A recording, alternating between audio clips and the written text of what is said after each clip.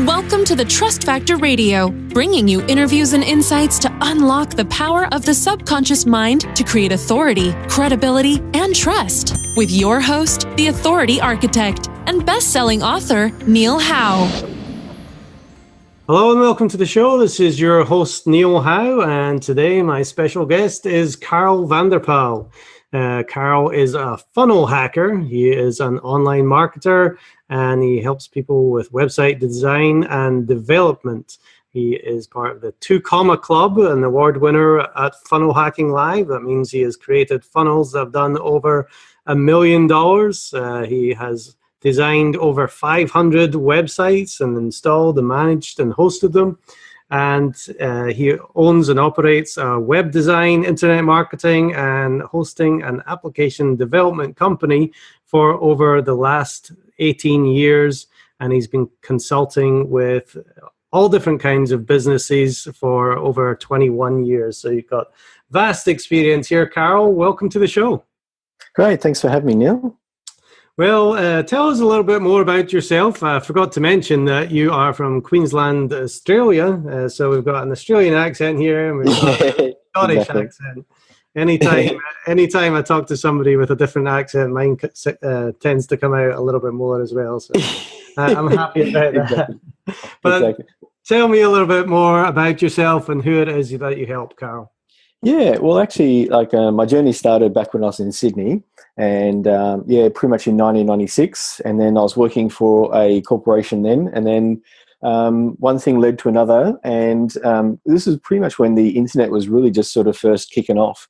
And my boss at the time says, I think this internet thing's your thing. Mm-hmm. And little did he know that was bit of if you want to call it a prophecy fulfilled now, many years later. And that led me into starting to I taught myself how to design, using Photoshop back then, and as I said, it just grew from there. And then one of the guys I reached out to initially was a high performance car import place, and I said, "Look, I'll do your website for free in exchange for some stuff in the store." He had a whole bunch of different things and whatnot. So I got to drive all these fancy, Fast and Furious type cars, which was really good. And I went down to the park and took some photos. And as I said, little did I know, I tend to look at things and I'm thinking, okay, if I just do this and this, what would a natural thing to do in selling stuff online if you took it to the offline world, to the online world? And as I did that, it became one of the most popular car places, literally within the state. And I didn't understand SEO back then because it didn't exist. Mm-hmm. You just put keywords on top of keywords in there, and literally you'll rank for anything. And it was 3 competitors in the whole of in the whole of Sydney that was taking it. So we at one stage we were outranking Nissan themselves for their own cars. And as I said, it was like a 2-man operation. But they literally every Saturday they would have people lining up out the door ready to buy a high performance car. And then one of the customers from there was he had a executive search business where they basically put high level executives into positions, and that thing led to another, and he ended up being a client for I think about 13 years before he sold the company off. And as I said, one thing led to another, which led to another, and then within a few months I thought, oh man, I've got so much work outside than I have at my corporate job. Why don't I leave? So in 2000 I left and started my own business. Even though I was at the previous company that I was working for, I was literally got into hosting by accident. And then as I said, one thing grew from there, and then ever since then I've just continued on doing the hosting. And mainly it's when I started, it was just the local businesses helping them out, and a lot of it has actually got to do with solving problems. And one of the guys I came across in about 2005, who, funny enough, came through a project I was working on, and we did some animation work, and I was the affiliate manager and the developer and the designer and everything else in between. And we're selling a kids animated DVD series, and that was literally going global. And one of the animators on that put me in contact with this guy who owned, at the time he had about 8 hair salons. And he comes to me and goes, look, come over to my house, like, I need a problem solved. And like, looked at the problem and got it solved for him within about 10 minutes. And yet it took a company like, 5 or so years before they didn't even complete his website. And so we got to chatting, and I went over his house, and one thing I saw was this old franking machine, which I knew that from my corporate days, because we did a whole bit of bulk mailings. And so we basically buy credits from the post office, and then you literally print your own stamps, so to speak. And I looked at that. I said, "What are you doing with that old thing?" He goes, "Oh, I do it every month." And I said, "Look, how much are you spending on offline advertising with regards to sending out your flyers?" Because he was sending out a flyer every 5 or 6 weeks. And he goes, "Oh, I'm spending about $30,000 a month." I'm like, "Oh my gosh, what are you doing that for?" And I said, "We could switch that to email," and which got to us a conversation. So we picked him up some software. So a lot of this automation was kind of around, but it was wasn't his thing. So we picked him up some software for $600, and which then he jumped onto that. And I said, what you need to do is we need to start building you a list. And as he did that, he got the point of sale software company to add him some stuff in. So every time that they checked out of the salon, they would then grab an email list. And within about 18 months, we grew his list from 0 to 85,000. And then what happened was I said, "Look, how long did it take you to recoup the money of $30,000 a month?" And he goes, "Well, it took me 6 weeks to do one campaign." And he goes, "Look, I wouldn't see any returns for at least a minimum 6 weeks." Then he goes, "Look, I never tracked it." And so what happened from there was we started sending out emails. And the very next day we had clients come in and go, "Oh, I've got this coupon, to come on into the store." And so within about, as I said, probably about 3 to 4 months, we started getting returns on investment, because we gave it a specific key to say, this coupon is for this store. And we started seeing returns within 3 weeks. And then after that, it was literally next day, once we started sending out regular campaigns and whatnot. And so that client's been with me since 2005. So it's been just over 13 years now. And we've done many different things together. And then as a result of that, throughout the years, one of the things I had a knack for was SEO. Mm-hmm. And for local businesses, that's crucial. Now, I'll give you an example, is my naturopath here on the coast.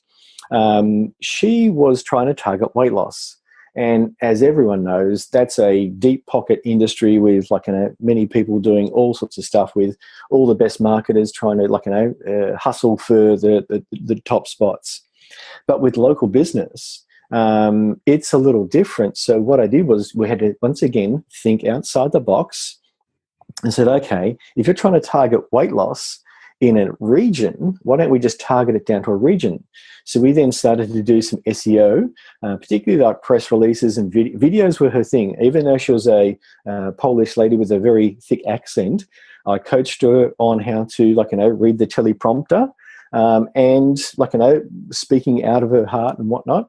And we made probably about 20 or 30 videos. So I set up the little studio in her house, and we just sat there and clocked out 10 videos at a time, and just breaking down one of the products that she was selling, the ingredient. And then we break it down to the ingredients, and then every time you typed in that particular keyword on YouTube, it would then show up as she'd have an 8 out of the 10 listings, because she would, if you want to call it, the main authority in that region.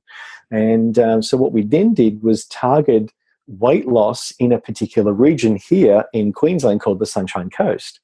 And so within a very short period of time, she was literally front page with all of her stuff. And now she's becoming a quite popular, a naturopath, and people are coming to her.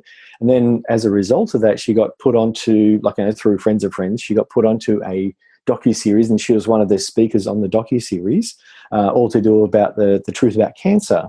So she was one of the presenters on that. And as a result of that, she is getting lots of business from not only Australia, but also around the world. Right. There's so much there, Carl, that you've already given out, but it seems like you are on the forefront of every change since the dawn of the internet. You've been there, you've found out what people's problems are, and just found that way to solve them. Now, Yeah. we're 25 years in, really, and there's still some businesses that don't quite have it right. They're still having problems getting found on the internet. They're still having problems converting when people go to their website. So there's, a fairly new thing that's, or a new term that's come out, which is the funnel. Talk to me a little bit about a funnel and how that, or what it is and how that applies for a local business. Yeah, well, basically what you can do, there's numerous different things you can do. Now, all a funnel is a sales process, if you can imagine it like that. So, for example, if somebody walks into, let's just take that car guy for an example. They come in and they can look at the website, or what we call a funnel. And so they look at the car and they can, or even take my naturopath as example. She was trying to sell a diet drops, like for the weight loss. And so what we did was we had it on the website, but it was doing reasonably well. I said, look, why don't we just create what we call a sales funnel? So what we did was we created what we call a landing page. And the first thing it showed, or a sales letter, and it literally just isolates this one individual product. And so what we did was we offered, went through all the things, why you need to lose weight, all the health benefits and whatnot. And we presented her as the expert.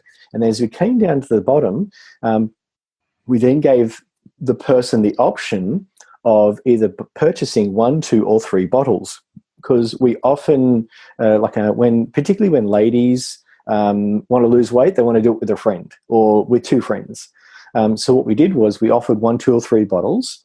And then once they then go to the next page, which is an order page, to go then purchase that particular product, once they click the submit button on that purchase form, they would then go to the next page, and then we then make what we call an upsell. Now, all that simply is exactly what McDonald's has done for years. Would you like fries with that? And just because they asked, they'll get a 60% take-up rate just because you simply asked. So what we did then was, in order to help with your weight loss, you'll need some powders, like a protein powder and like a weight loss, a little booster power, in order to help clear out their weight loss and the weight that they need to lose. So we would then make an upsell of these 3, what we call green powders, to help with the assistance of losing weight. Then on the last side of things, we would then offer a protein powder, which is just on its own. And then we could even offer what we call coaching at the end of it, to say, look, a lot of girls don't want to do it on their own. They want to do it within a group, but also with their friends. So there could be even a potentially to even offer some sort of coaching side, which then open up a whole new doorway for the naturopath to then start coaching on a regular basis. Just to give you another example as well, we have over here, a lot of people know about mixed martial arts. Now, a different funnel would be for a physical, they sell physical products like T-shirts and gloves and shin guards and mouth guards and everything like that. So what we did for them was slightly different. What we did was a free plus shipping. So the first product within the sequence would be something that is reasonably inexpensive, but all they need to do is pay for the shipping. They get the product for free, but we then, that all they need to do is cover the shipping. So it might be, say, $10 shipping.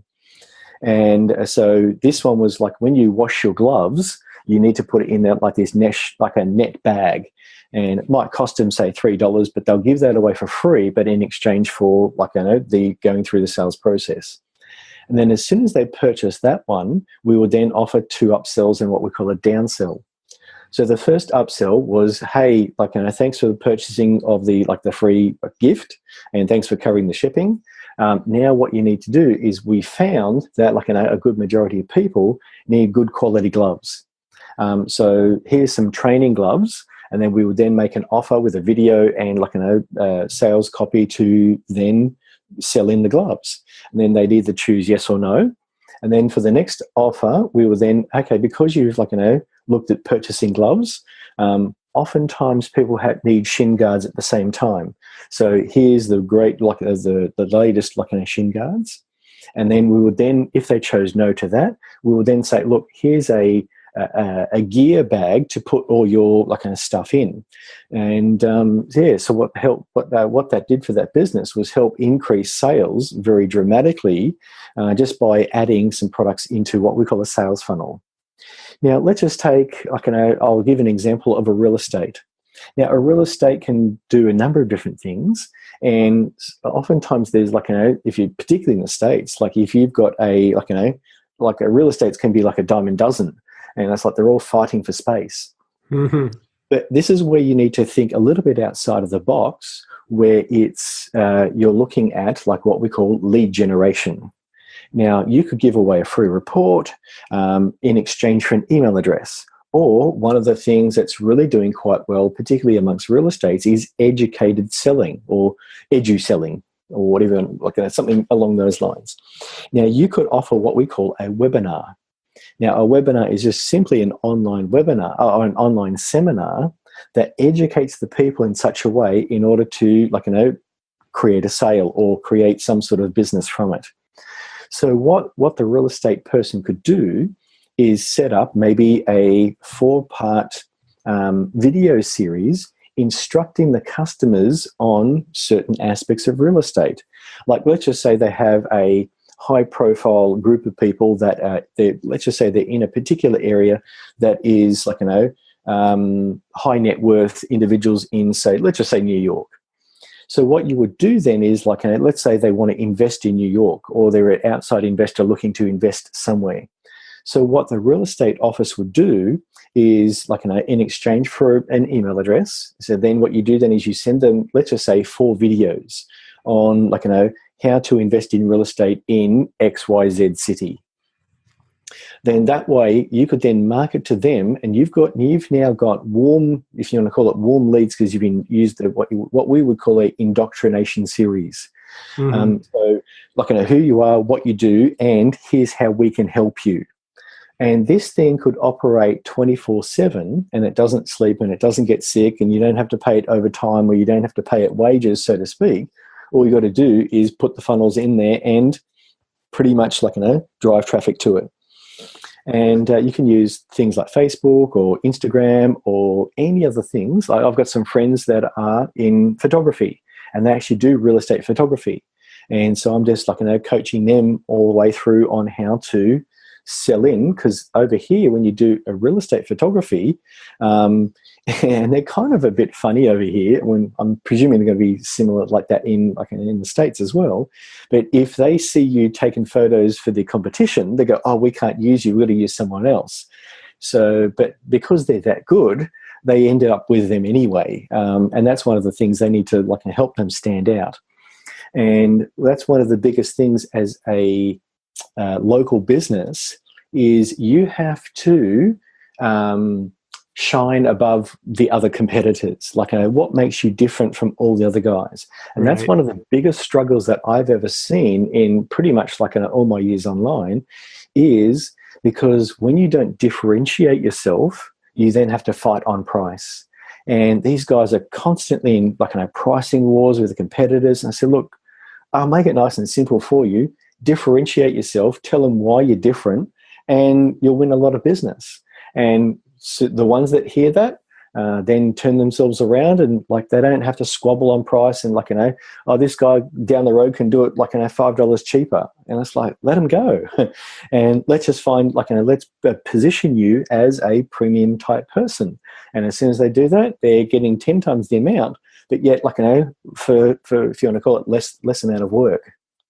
Right. And there's a lot of people now, especially in industries like real estate, that are trying to do something a little bit different. And, there's a lot of people that are writing books now about exactly what they do. How important is that book, and how can you work that into a funnel? Well, one of the things we could do is a free plus shipping offer. That's quite good. So what you would do, but this is where you need what we would call back-end products.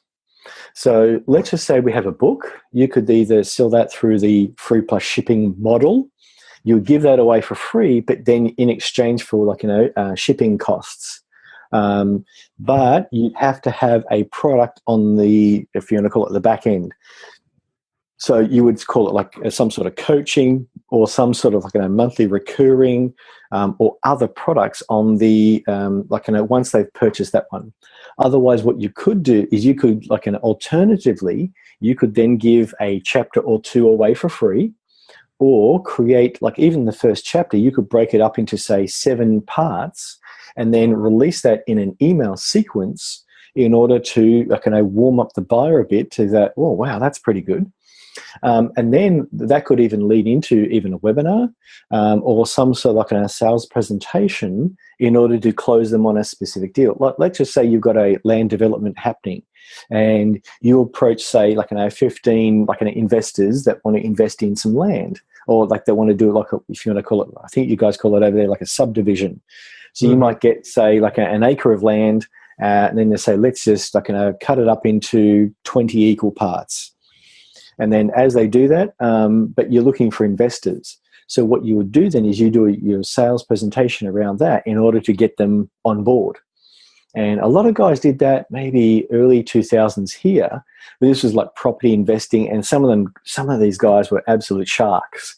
And these people got taken for hundreds of thousands of dollars and whatnot. As I said, that's another side story. But where as I said, there was the that happened quite a bit, and lots of people, they'd have literally 200 people in the room closing like crazy in order to get them across the line. Well, you can now do all of this online, and it could be 2 a.m. and your prospect or your investor could be sitting in their bedroom, or could be in the lounge room on the computer and watching your presentation, and you don't have to be there. And that's the other thing a lot of businesses fall down in, is the whole automation side of things, because there's a lot of software these days that could automate a lot of their businesses, and they're sitting there scratching their head going they're working 24/7 trying to make ends meet.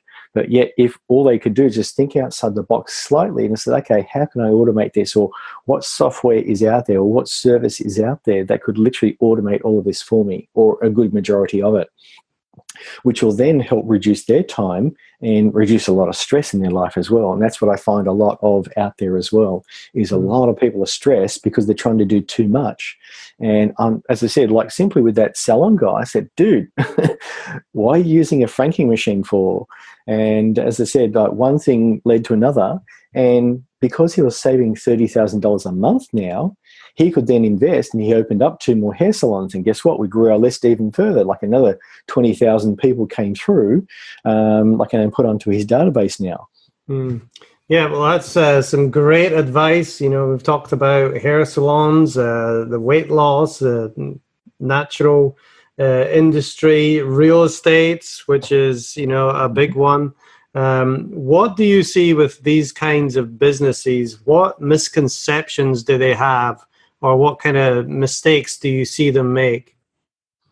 A lot. Okay, because I typically run on the cutting edge, I've been telling people since, even before YouTube came around, is that I said I think video is going to be when you get that feeling something's about to break forth. Mm-hmm. And I said to several customers, I said, look, if you do video, it's just going to literally take you to the next realm. And but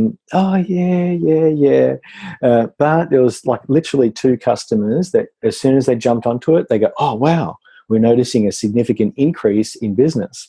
And one of them was the naturopath.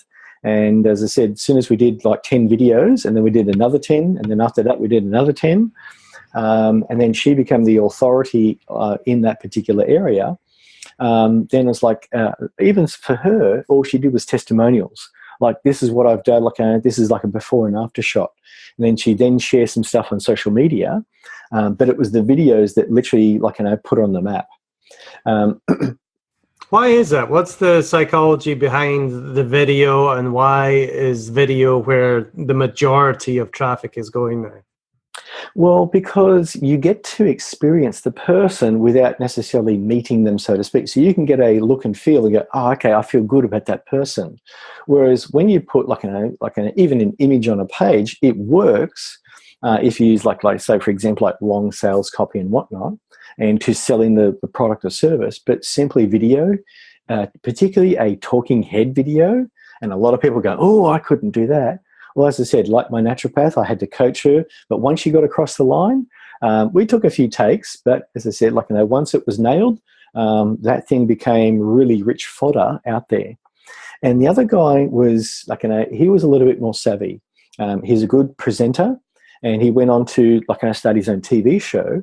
But he started off with video, but it was for weddings. And this is before everyone else is doing video for weddings. I said, dude, I think a video is going to be the way to go for you. And if you mix the photography with the video, I think you're going to pretty much crack the code. And so what he did then was, from his side, he actually then recorded the videos at the wedding.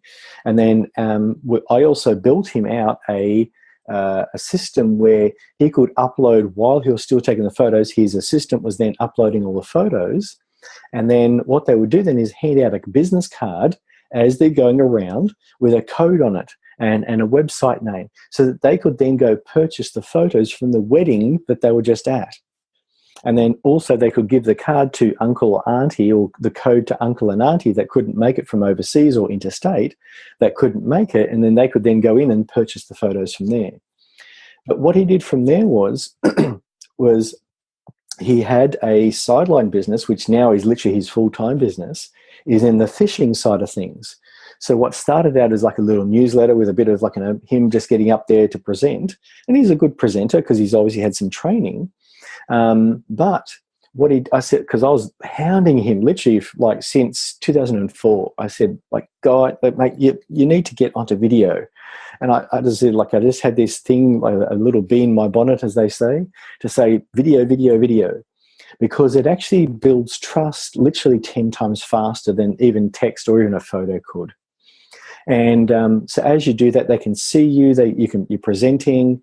Now, a voice, as I said, that's probably the most trustworthy one. It was like a talking head. They can see you. They can go, oh, yeah, that guy seems trustworthy, rather than a snake oil salesman, so to speak, ready to, take your money. Right. And so what he did from there was I said, look, give me some videos so I can upload to YouTube. And so what we did was took his content that he had for his video on the show, on a TV show. I said, break it off into 2-minute segments, just showing highlights. And as we did that, I then distributed it across multiple video platforms. And as a result of that, even to this day, those videos still, I think we get about 8 rankings out of the 10 on the first page. As soon as you type in that sponsor's product, he'll still show up with video thumbnails. And that's the other thing about video compared to text. When you do a search on Google or Bing, or particularly Google, they'll show a video thumbnail of your video. And that stands out when you look at a page and you've got 4 of the 5 video thumbnails on a page. You're kicking some goals. And as a result of that, everywhere that guy turned, he was the known expert about that particular product. So let's talk about that a little bit, Carl, because becoming the expert or that trusted authority in your market seems to be extremely important so that you immediately stand out. But there's also, the SEO part as well. So I'd say there's 2 parts. You obviously have to be found first, but then you have to be seen as the expert in order for somebody to actually do business with you. Talk to me about the SEO part first and how you're able to because most local businesses, they want to rank for their main term that has high competition. Is that the way that they should be starting out? A portion of, which is true. So yes, go after your main target keywords, but now here's the thing. There are 3 stages a person goes through before they purchase anything. The first stage is research phase. The second stage is comparison phase, and the third stage is purchase. Now, where a lot of businesses make a mistake is they're trying to go after the generic term of searching or researching. So they're trying to target people in the researching phase. And if you're wanting to get conversions quick, you're going to miss a lot of it and literally waste a lot of money. So let's just take a camera, for example. If I type into Google, let's just say, what is a digital camera? You'd expect me to, I'm at what we call the first phase. Is I'm in research mode because I don't even know what a digital camera is. But if I type in Canon, EOS, 7D or 5D Mark III versus the Nikon D7000 or whatever the current model is, I'm in comparison mode. Because you're doing, what's the difference between this one and this one? And this is where you need a differentiating point, as we talked about earlier, is if you don't differentiate yourself, they're going to shop on price. And that's probably one of the other key elements as well, is differentiate. And I know there's a book out there called Differentiate, or Differentiate or Die, I think it's called. That is key. And so having what we would call a unique selling proposition or a USP is key, so that thing gets embedded everywhere. And so what you do from there is, just lost my train of thought. So with your businesses, you would then target the next phase is in the camera section. That's right, in the camera section. So when someone's ready to purchase, they typically use buying prefix or suffix keywords. For example, best price on, cheapest, used, that side of things. But with a local business, it will be keyword plus suburb. Mm-hmm. So, for example, plumber in, let's just say Dallas, Texas. Or whatever, even the county, you could even say we cover. In regards to SEO, you would also include your county, or if it doesn't have county, you just have your region. Like here we are on the Sunshine Coast, which is made up of suburbs, and so we're in what we call the Sunshine Coast, which is a region which is made up of suburbs. So what we did for the naturopath was actually weight loss, and then we put the region, and then that's where she started getting all the people who were on the Sunshine Coast. Even when they typed in weight loss or within the region, she would then come up. So even though it's a good traffic keyword, but we had the local portion of it. So she was getting local people. So making sure that you actually put your local keywords in there, and that's the intent to buy.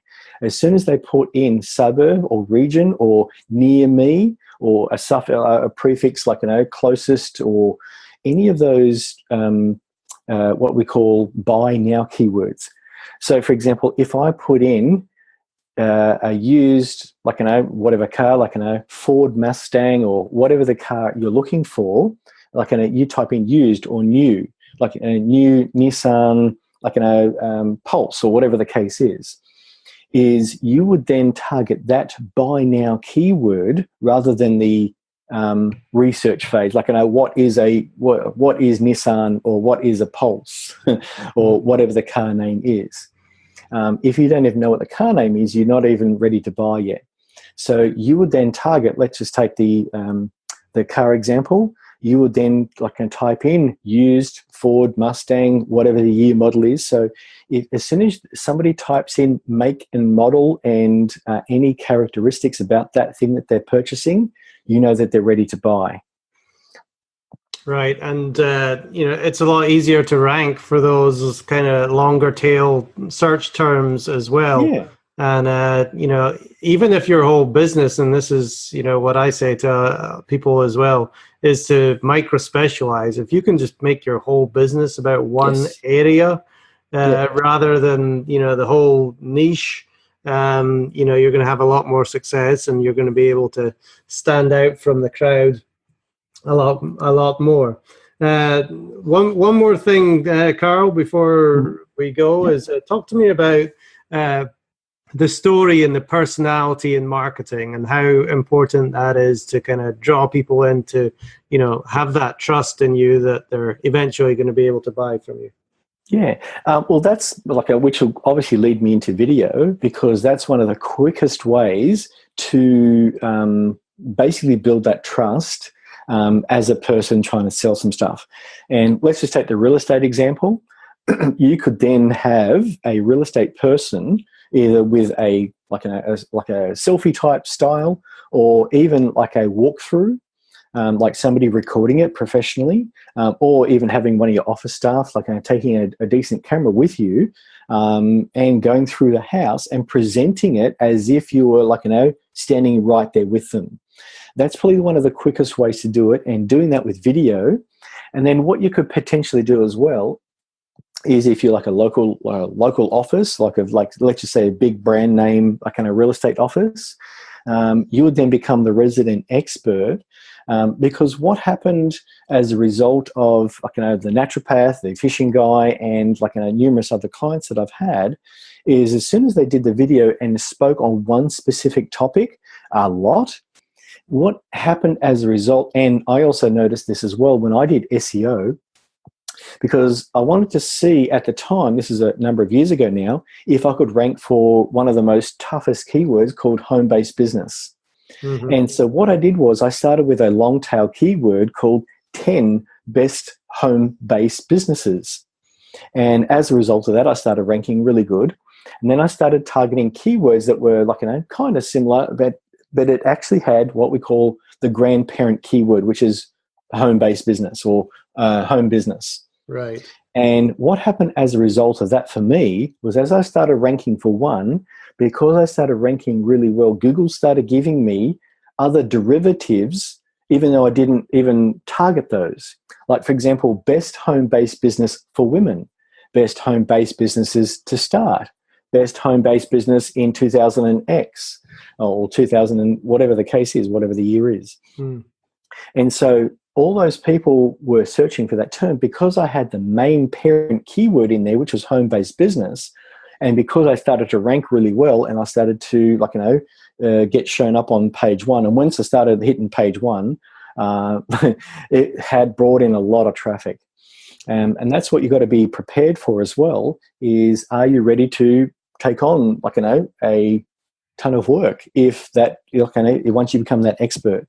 So keep that in the back of your mind as well, is that as you're building these things out, what happens if it brings in 200 new clients within a week? Would you be able to handle it? That's what a lot of businesses forget to look at as well, is, yes, it's all good and well to bring in the traffic, but if you can't handle it internally, you could then basically lose all that business you just gained. Mm. Yeah, I think that's a great problem to have, but one that can cause many issues. Shark Tank is definitely, we have some of those stories in Shark Tank where exactly. They get so much business just from being on TV or finding that one thing that worked, and then all of a sudden, they can't grow fast enough to keep up. But, I think most of the listeners here would welcome that problem and be able to deal with it when it comes. Yeah, exactly. But as I said, you need to think about it first to say, look, how much more business can I cope with? And it's like, okay, if it's only 20%, then literally, aim for 40 and then at least get 20. Exactly. Great stuff. Well, Carl, it's been great talking with you today. If people want to get in touch with you to learn more, I know they've learned so much in this short interview today, but if they want to learn more, what's the best way for them to get in contact with you? Either through LinkedIn, just look for my name, Carl Vanderpal, or look at my website, carlvanderpal.com, and just click on the contact. As I said, because I'm quite busy with projects, there's a lot of stuff that I haven't sort of, as I said, I just leave a lot of the stuff behind. But as I said, if they want to reach out to me, just fill in the contact form if you want to connect, or even reach me out on Facebook. Just look for my name there, reach out to me, and just say you're on Neil's podcast, just so I know who you are. Yeah. And as I said, if you've got a project that needs, need some help, you need some, some consulting with, just let me know. And as I said, I'm more than happy to help you reach your goals. Excellent. Well, Carl, you've given a lot of great advice today. Standing out from the crowd and really going after those kind of long tail keywords first. If you're just starting out, is two very important points. Niching it down, and using video. Video is definitely where all the traffic is going in the coming years. I like podcasts. There's something to be said for that as well. Not everybody can look at a video, but the stats definitely say that video is where all the traffic is going. So, especially, and it can be quite quick. Yeah, and for local businesses, for building trust as well. Obviously that's going to work faster than anything else. Yeah. So. Just to add one last thing to that, when you're doing your SEO side of things for your video, because you're typing in real estate for sale in X suburb, if you're uploading videos that can continually have that, you're going to be the resident expert on that particular subject, and then Google then start ranking you for all the other regions or the other counties around that as well. So just be mindful of that as well. Once you start ranking for really well for that particular keyword, they'll start giving you stuff that you never thought was like, I didn't try for that, but yet people out of area going, look, can you help us get in contact with this guy because this guy's really good or that girl's really good. Right, exactly. They see the success and they want to work with you. Yeah, exactly. All right, Carl. Well, it's been a pleasure again. If you want to get in contact with Carl, it's carlvanderpal.com, or you can find him, Carl Vanderpal, on Facebook, LinkedIn. Carl, thanks very much for being my guest today on the show. You're welcome. And to our listening audience, if you like what you hear, hit that like button and share, and we'll see you next time.